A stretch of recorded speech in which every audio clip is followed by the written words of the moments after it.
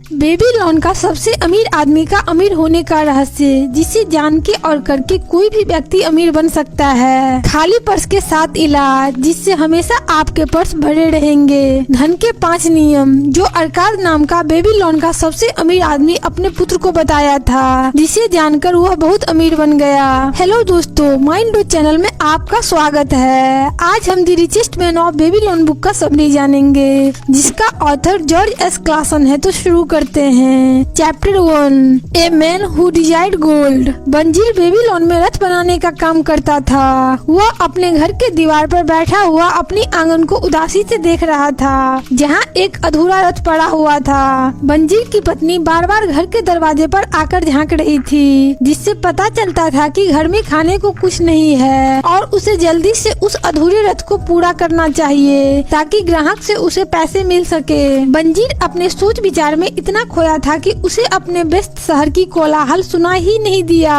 उसका ध्यान तब टूटा जब उसने एक परिचित वाद्य यंत्र की आवाज सुनी। बंजीर ने पलट के देखा तो उसका सबसे पक्का दोस्त कोबी पास में खड़ा मुस्कुरा रहा था, जो एक संगीतकार था। कोबी ने उसे सलाम करते हुए कहा, देवता आप पर मेहरबान हो मेरे अच्छे दोस्त। उसने आगे कहा, लेकिन मुझे लगता है कि देवता पहले से ही आप पर इतना मेहरबान है कि आपको मेहनत करने की अब जरूरत नहीं है, क्योंकि अगर आपका पर्स सिक्कों से भारी नहीं होता तो आप रथ बनाने का काम कर रहे होते। मेहरबानी करके आप मुझे 2 सिक्के उधार दे दें। आज रात सामंत के दावत के बाद मैं आपका उधार चुका दूंगा। बंजीर ने उदासी से कहा, अगर मेरे पास 2 सिक्के होते तो मैं उसे किसी को भी उधार नहीं देता, क्योंकि वह मेरी जीवन भर की कमाई होती।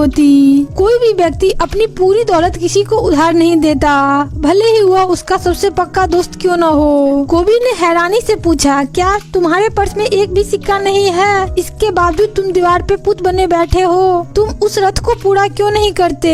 तुम्हारी भूख को शांत करने के लिए भोजन कहाँ से आएगा? तुम ऐसे तो नहीं थे। बंजीर ने कहा, सारा झमेला एक सपने से शुरू हुआ। मैंने सपने में देखा कि मैं अमीर बन गया हूँ। मेरे बेल्ट में सिक्कों से भरा हुआ पर्स लटक रहा था। मैं चांदी के सिक्कों से अपनी पत्नी के लिए कपड़े और अपने लिए मनचाही चीजें खरीद रहा था। मेरे पास सोने के भी सिक्के थे, जिससे मैं भविष्य को लेकर आश्वस्त था। मैं खुश, संतुष्ट और सुखी महसूस कर रहा था। तुम मुझे देखकर कह ही नहीं सकते थे कि मैं तुम्हारा वही मेहनती दोस्त हूँ। लेकिन जागने पर मैंने देखा कि मेरा पर्स खाली था। मेरे अंदर विद्रोह की भावना सुलगने लगी। हम दुनिया के सबसे अमीर शहर में रहते हैं, फिर भी हम गरीब क्यों हैं? कोबी ने कहा, यह मुझे भी नहीं पता।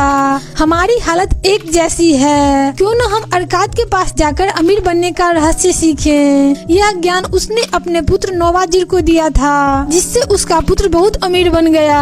बंजीर ने आग्रह किया, हम आज ही अरकाद के पास चलते हैं और अपने बचपन के उन दोस्तों को भी साथ ले चलेंगे जिनकी हालत हमारी ही तरह है, जिससे उन्हें भी अरकाद के ज्ञान का लाभ होगा। Chapter 2, the richest man in Babylon. प्राचीन बेबीलोन में अरकाद नाम का एक बहुत अमीर आदमी रहता था। उसकी अपार दौलत के बहुत चर्चे थे। वह दान और परोपकार के काम के लिए भी मशहूर था। उसके बचपन के कुछ मित्रों ने एक दिन उसके पास आकर कहा, तुम हमसे ज्यादा खुशकिस्मत हो। तुम बेबीलोन के सबसे अमीर आदमी बन गए, जबकि हमारा मुश्किल से गुजारा हो पाता है। परंतु कभी हम एक जैसे थे। हमें एक ही अध्यापक ने पढ़ाया है। फिर ऐसा क्यों है कि किस्मत तुम पर मेहरबान हो गई, जबकि उसने हमें नजरअंदाज कर दिया। इस पर अरकाद ने कहा, अगर तुम लोगों को पैसे की दिक्कत आ रही है तो या तो तुम दौलत को इकट्ठी करने का नियम नहीं जान पाए हो, या फिर तुम उसका पालन नहीं करते हो। तुम्हें याद होगा कि हमारे बुद्धिमान शिक्षक ने हमें सिखाया था कि ज्ञान 2 तरह का होता है। एक तरह का ज्ञान वह होता है जो हम सीखते और जानते हैं, और दूसरी तरह का ज्ञान यह प्रशिक्षण होता है कि हम उस चीज के बारे में कैसे पता लगाए जिसे हम नहीं जानते हैं। इसलिए मैंने यह पता लगाने का फैसला किया कि दौलत का संग्रह कैसे किया जाता है, और उस पर अमल किया। अरकाद ने आगे कहा, मुझे रिकॉर्ड रूम में नकल नवीश का काम मिल गया। महीनों तक मेहनत करने के बावजूद भी मैं दौलत के नाम पर कुछ नहीं जमा कर पाया। एक दिन साहूकार इल्तुतमिश नवे नियम के नकल के लिए आए, परंतु वह नियम लंबा था, इसलिए उनका काम अधूरा था। अरकाद ने इल्तुतमिश से कहा, आप बहुत अमीर हैं। अगर आप मुझे यह बताने का वादा करें कि मैं भी कैसे अमीर बन सकता हूँ तो मैं सारी रात आपके लिए मृदा पत्र पे लिखूंगा और सुबह तक आपका काम पूरा हो जाएगा। इल्तुतमिश मान गए। अरकाद ने अपने दोस्तों से कहा, मैं पूरी रात लिखता रहा, मेरा कमर दर्द हो रहा था, तेल की बदबू से मेरा सिर घूम रहा था, मेरे आंखों के सामने अंधेरा छा रहा था, लेकिन जब वो सुबह आए तो उनका काम पूरा हो चुका था। इल्तुतमिश ने बताया, तुम अपनी कमाई का 10वां हिस्सा खुद को दो और बाकी 90% पैसे में अपने सभी खर्च चलाओ। अरकाद ने ऐसा ही किया। धीरे धीरे उसकी बचत का आकार बढ़ने लगा। 1 साल बाद इल्तुतमिश दोबारा आए और उन्होंने अरकाद से पूछा, क्या तुमने अपनी कमाई का 10वां हिस्सा बचाया है और तुमने उसका क्या किया? अरकाद ने कहा, मैंने उसे ईंट बनाने वाले अजमर को दे दिया, जो दूर देश से फिनिशियंस के दुर्लभ रत्न खरीद लाएगा। हम उन्हें ज्यादा दाम पर बेचकर मुनाफा कमाएंगे और आपस में बांट लेंगे। इल्तुतमिश बोले, तुमने रत्नों के बारे में ईंट वाले पे भरोसा क्यों किया? तुम्हारी पूरी बचत अब चली गई है, दोबारा शुरू करो और अगली बार अगर तुम्हें रत्नों के बारे में सलाह की जरूरत हो तो तुम जौहरी के पास जाना। इतना कह के वो चले गए और जैसा उन्होंने कहा था वैसा ही हुआ, क्योंकि बदमाश फिनिशियंस ने अजमर को रत्न जैसी दिखने वाली कांच के टुकड़े दे दिए। 1 साल बाद फिर इल्तुतमिश आए और अरकाद से पूछने लगे, हमारी पिछली मुलाकात के बाद तुमने कितनी तरक्की कर ली है? अरकाद ने बताया, मैंने खुद को भुगतान किया है और अपनी आमदनी का 10वां हिस्सा बचाया है और उसे ढाल बनाने वाले अगर को कासा खरीदने के लिए दी है। वो हर चौथे महीने ब्याज देता है। इल्तुतमिश पूछे, और तुम उस ब्याज का क्या करते हो? अरकाद ने बताया कि इससे वह जश्न मनाता है। इस पर इल्तुतमिश हंसे और बोले, तुम अपनी बचत की संतानों को खा रहे हो, पहले इससे ब्याज कमाओ। इसके बाद इल्तुतमिश 2 साल बाद आए। उनके कंधे बुढ़ापे के कारण झुक गए थे। उन्होंने अरकाद से पूछा, क्या तुम्हें उतनी दौलत मिली जितना तुम चाहते थे? अरकाद ने कहा, उतनी तो नहीं मिली, लेकिन मेरे पास कुछ संपत्ति जमा हो गई है। यह संपत्ति ब्याज कमाती है और इसका ब्याज और ब्याज कमाता है। इल्तुतमिश बोले, बेटा अब तुमने सीख लिया है कि धन कैसे हासिल किया जाता है। अब मैं बूढ़ा हो गया हूँ, मेरी जायदाद बहुत फैली हुई, अगर तुम निपट जाकर मेरी जायदाद संभाल लो तो मैं तुम्हें अपना पार्टनर बना लूंगा। अरकाद ने उनकी जायदाद संभाल ली और उनके जायदाद के लाभ को बहुत बढ़ाया। और जब इल्तुतमिश दुनिया से चले गए तो वसीयत के मुताबिक उनकी जायदाद का कुछ हिस्सा अरकाद को मिल गया।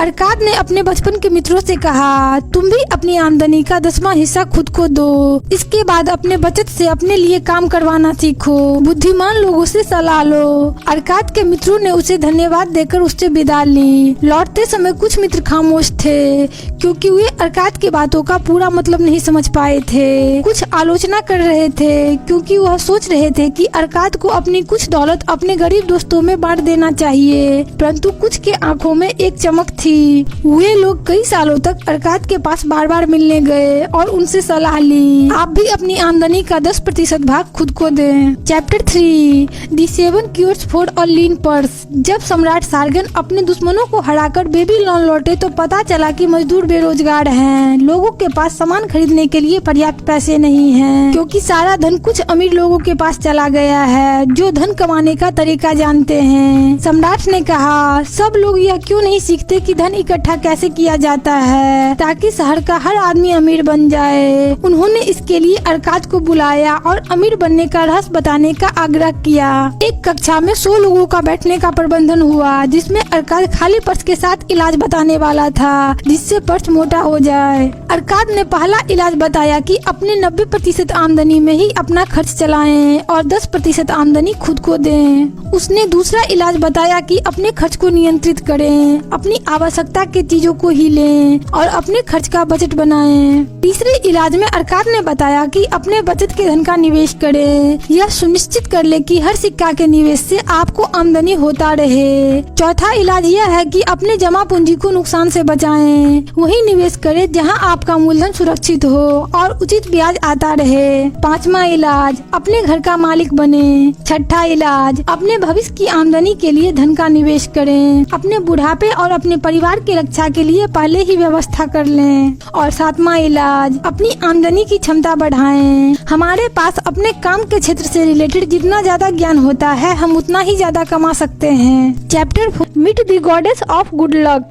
हर व्यक्ति सौभाग्यशाली बनना चाहता है। खुशकिस्मती उस व्यक्ति के पास आती है जो अवसर को स्वीकार करता है। अगर इंसान खुश खुशकिस्मत बनना चाहता है तो उसे तत्काल कदम उठाना चाहिए। अवसरों को स्वीकार करके खुशकिस्मती को अट्रैक्ट किया जा सकता है। जो लोग प्रगति के अवसर का लाभ लेने के लिए तत्पर रहते हैं और कर्मशील होते हैं, सौभाग्य की देवी उनमें रुचि लेती है और कर्म करने वाले व्यक्ति पर कृपा करती है। Chapter 5 the 5 laws of gold. Babylon में अरकात नाम का सबसे अमीर व्यक्ति ने अपने पुत्र नोवाजिर को धन के 5 नियम बताए थे, जिससे नोवाजिर बहुत अमीर बन गया। आज हम उसी 5 नियम के बारे में जानेंगे जिससे कोई भी व्यक्ति अमीर बन सकता है। पहला नियम, धन उस व्यक्ति के पास खुशी खुशी और बढ़ती मात्रा में आता है जो अपनी आमदनी का कम से कम 10वां हिस्सा का प्रयोग अपने और अपने परिवार के भविष्य के लिए जायदाद बनाने में करता है। दूसरा नियम, धन उस समझदार मालिक के लिए जमकर मेहनत करता है जो इसके लिए लाभकारी काम खोजता है। यह मवेशियों की तरह तेजी से बढ़ता है। तीसरा नियम, धन उस समझदार मालिक के संरक्षण में रहता है जो इसका निवेश सिर्फ समझदार लोगों की सलाह से करते हैं। चौथा नियम, धन उस व्यक्ति से दूर चला जाता है जो इसका निवेश उन व्यवसाय या उद्देश्यों के लिए करते हैं जिनसे वह परिचित नहीं है या जिसकी अनुशंसा समझदार लोग नहीं करते हैं। और पांचवा नियम, धन उस आदमी से दूर चला जाता है जो इसके माध्यम से असंभव आमदनी हासिल करना चाहता है या जो चालबाज लोगों की लुभावनी सलाह मानता है या जो इसे अपनी अनुभवहीनता और रूमानी इच्छाओं के अधीन निवेश करता है। Chapter 6 the gold lender of Babylon. Babylon में भाला बनाने वाला रोडन एक दिन मैथन की दुकान पे आया जो एक साहूकार था। वह लोगों को धन उधार देता था। रोडन ने बताया कि उसे मैथन की सलाह की जरूरत है। कुछ दिन पहले रोडन ने शाही रक्षकों के भालों पर एक नई नोक का नमूना पेश किया था जिससे सम्राट बहुत खुश हुए थे और उसे पुरस्कार में 50 सोने की मोहरें दी। रोडन ने आगे बताया कि ये धन उसकी बहन अपनी पति के लिए चाहती है क्योंकि उसका पति व्यापारी बनना चाहता है। मैथन ने रोडन से पूछा, क्या उसे पता है कि व्यापार कैसे किया जाता है? रोडन ने बताया कि वह व्यापार करना नहीं जानता। मैथन ने आगे कहा, उसका उद्देश्य समझदारी पूर्ण नहीं है। व्यापारियों को व्यापार करना आना चाहिए, इसलिए रोडन को उसे धन नहीं देना चाहिए, बल्कि रोडन इस धन से और अधिक धन कमा सकता है। वह इस धन को ब्याज पे दे सकता है। जब भी वह किसी को धन ब्याज पर दे तो पहले यह सुनिश्चित कर लेना चाहिए कि वे धन सुरक्षित रूप से लौट आएगी। इसके लिए दिए गए धन के बदले में वह उतनी ही कीमत की कोई चीज निशानी के तौर पे ले सकता है और जब उसका दिया गया धन उसे मिल जाए तो वह उसकी कीमती चीज लौटा सकता है। इस तरह उसे अपनी मूलधन लौटने की गारंटी मिल जाती है। Chapter 7 the walls of Babylon. Banzar नाम का एक बूढ़ा सैनिक दीवार पर पहरा दे रहा था। ऊपर बहादुर सैनिक दीवारों की रक्षा के लिए युद्ध कर रहे थे। उस समय बेबीलोन की ज्यादातर सेना सम्राट के साथ इलेमाइट्स के खिलाफ पूर्व दिशा में लड़ने गई थी। उनकी अनुपस्थिति में शहर पर हमला की कोई आशंका नहीं थी, लेकिन अप्रत्याशित रूप से उत्तर दिशा से एसीरियंस की सेना ने हमला कर दिया। अब रक्षा की जिम्मेदारी इन दीवारों पे आ गई थी, वरना बेबीलोन नष्ट हो जाता। दुश्मन मंच बनाकर और सीढ़ी लगाकर ऊपर चढ़ने की कोशिश कर रहे थे। उधर दीवार के ऊपर मौजूद बेबीलोन के सैनिक तीरों और खोलते हुए तेलों का प्रयोग करके दुश्मन को ऊपर चढ़ने से रोक रहे थे। अगर इसके बावजूद कोई दुश्मन ऊपर पहुंच जाए तो सैनिक भाले लेकर तैयार खड़े थे। 3 सप्ताह और 5 दिनों तक लगातार हमला होता रहा। चौथे सप्ताह के 5वीं शाम को बाहर का शोर शांत हो गया। लोगों ने देखा कि दुश्मन की सेना लौट रही है। सभी ने खुशी से शोर मचाया। कई सप्ताह की दहशत खुशी की जबरदस्त कोलाहल में बदल गई। एक बार फिर बेबीलोन के दीवारों ने दुष्ट दुश्मनों के इरादों को नाकामयाब कर दिया था, जो उसके समृद्ध खजानों को हथियाना चाहते थे और उसके नागरिकों को लूटना और गुलाम बनाना चाहते थे। बेबीलोन सदियों तक सुरक्षित इसलिए रह पाया क्योंकि इसकी दीवारें बहुत मजबूत थी। बेबीलोन की दीवारें सुरक्षा की जरूरत और इच्छा का एग्जाम्पल है। पर्याप्त सुरक्षा के बिना रहना समझदारी नहीं है। Chapter 8 the camel trader of Babylon. Dabasir Babylon का ऊंट का व्यापारी था। आज वह अपनी कहानी सुना रहा था कि कैसे वह ऊंट का व्यापारी बना। उसने बताना शुरू किया। उसके पिता काठी बनाने का काम करते थे। देवी जीर भी अपने पिता के साथ उनके दुकान पर काम करता था। फिर उसका शादी हो गया। उसे बहुत सी अच्छी चीजों का लालसा था। वह उन सामानों को उधार पर ले लेता था। धीरे धीरे वह कर्ज के जाल में फंसता चला गया। कर्जदार उसे कर्ज चुकाने के लिए परेशान करने लगा। उसने अपने पत्नी को मायके भेज दिया और खुद बेबीलोन छोड़कर दूसरे शहर जाने का फैसला किया। 2 साल तक वह कारवा के व्यापारी के यहाँ काम करता रहा। इसके बाद वह डकैतों के गिरोह में शामिल हो गया, जो रेगिस्तान के निशस्त्र कारवां को लूटते थे। पहली बार तो सफलता मिली, लेकिन दूसरी बार वह पकड़ा गया, जहाँ से उसे दमिश्क ले जाया गया और उसे गुलाम के रूप में बेच दिया।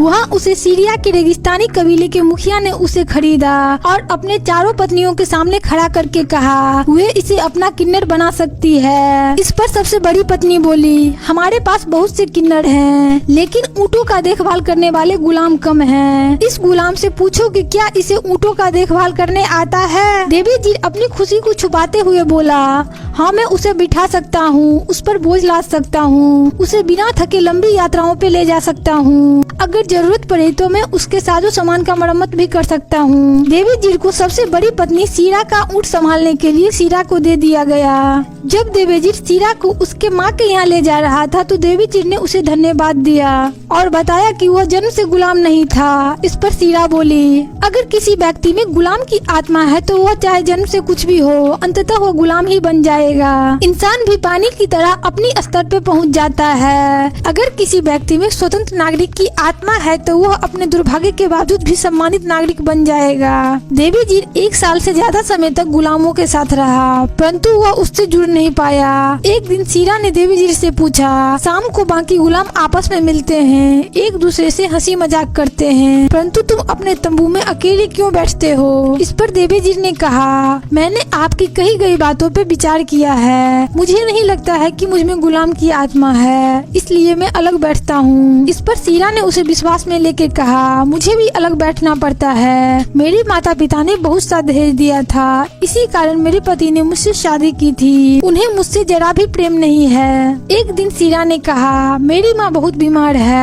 जब वह अपने माँ के यहाँ पहुँची तो उसने देवी जी से कहा, तुम यहाँ से दोनों ऊँट लेके भाग जाओ, मैं कहूँगी कि तुम ऊँट चुरा कर भाग गए। उसने उसे भेष बदलने के लिए कपड़े और खाने पीने का भी सामान दिया। देवी जी ने सीरा से कहा, आप में महारानी की आत्मा है, और वह चला गया। उसे कोई ज्ञान नहीं था कि बेबीलोन किस दिशा में है, बस हल्का सा आभास था। वह लगातार चलता रहा। वह एक उजाड़ सी जगह पर पहुंचा। रास्ते में उसे कोई इंसान या जानवर नहीं मिला।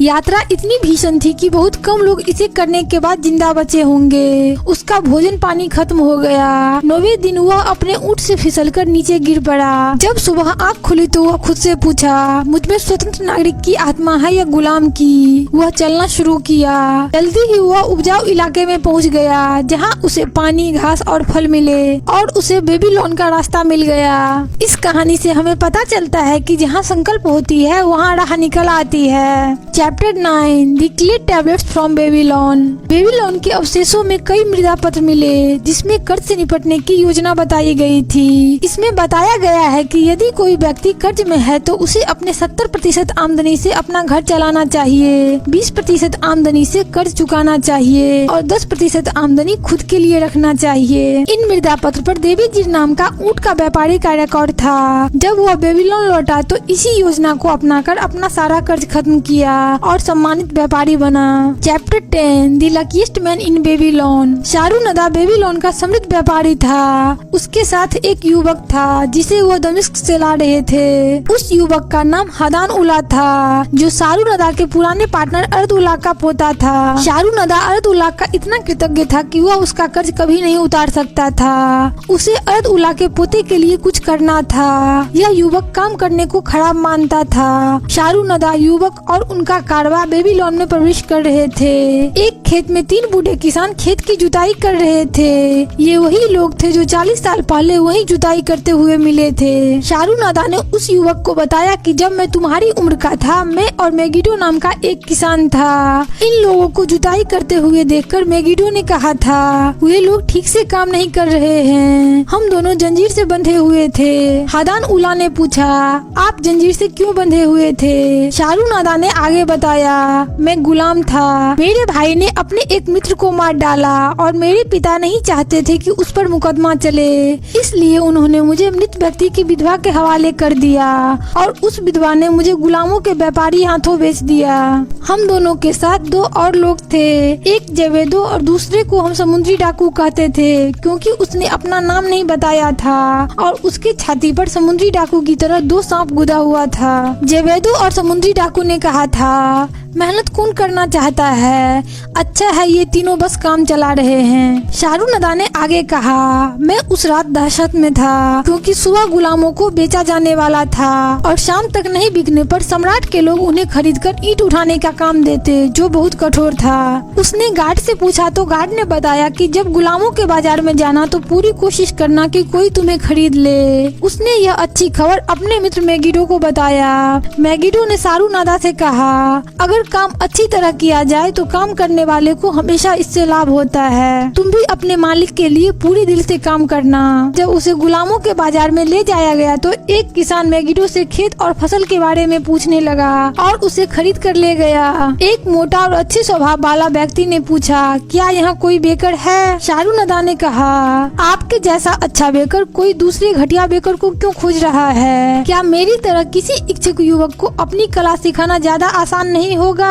आप मुझे एक मौका तो दे, मैं आपके लिए धन कमाने का सर्वश्रेष्ठ प्रयास करूंगा। वह व्यक्ति शाहरुनदा को खरीद लिया, जिससे वह सोच रहा था कि वह बेबीलोन का सबसे खुशकिस्मत व्यक्ति है। शाहरुनदा को उसके नए मालिक का घर बहुत पसंद आया। धीरे धीरे वह बेकिंग का सारा काम सीख गया। उसका काम दोपहर तक खत्म हो जाता था। वह शहद का केक बनाकर सड़क पर बेचा करता था, जिससे उसे बिक्री का चौथाई हिस्सा मिलता था। वह बहुत खुश था। जब वह रोज केक बनाकर बेचने लगा तो जल्द ही कुछ उसके नियमित ग्राहक बन गए। उनमें से अरदुल्ला एक थे।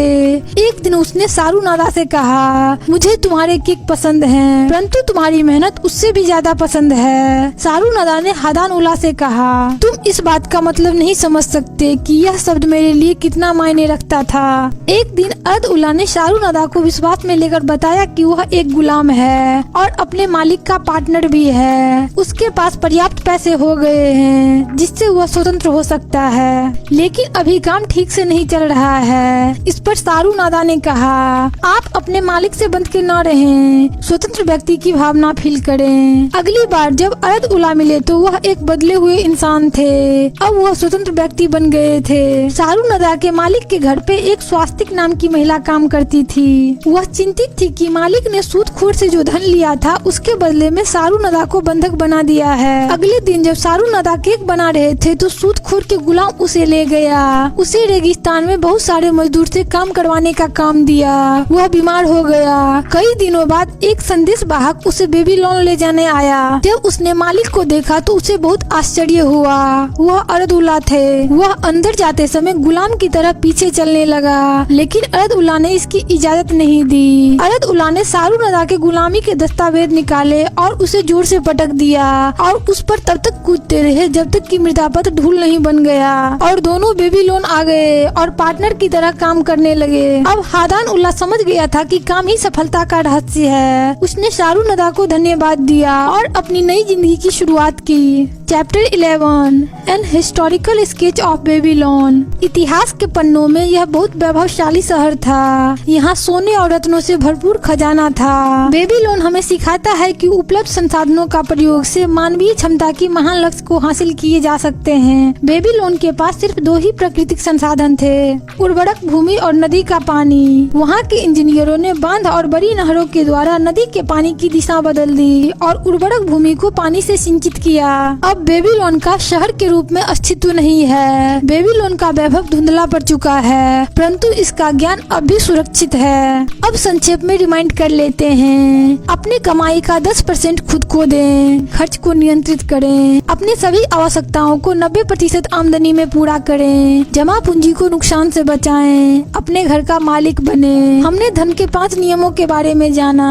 हमने जाना कि पर्याप्त सुरक्षा के बिना रहने में कोई समझदारी नहीं है। जहाँ संकल्प होता है वहाँ राह निकल आती है और काम से जीवन में सभी अच्छी चीजें आती है। तो यह बुक समरी आपको कैसा लगा? ऐसे ही और बुक समरी के लिए आप हमारे माइंडो चैनल को सब्सक्राइब कीजिए, लाइक कीजिए, अपने दोस्तों से शेयर कीजिए। आप और कौन से बुक का समरी चाहते हैं हमें कमेंट कीजिए। आपके बहुमूल्य समय के लिए आपका बहुत बहुत आभार।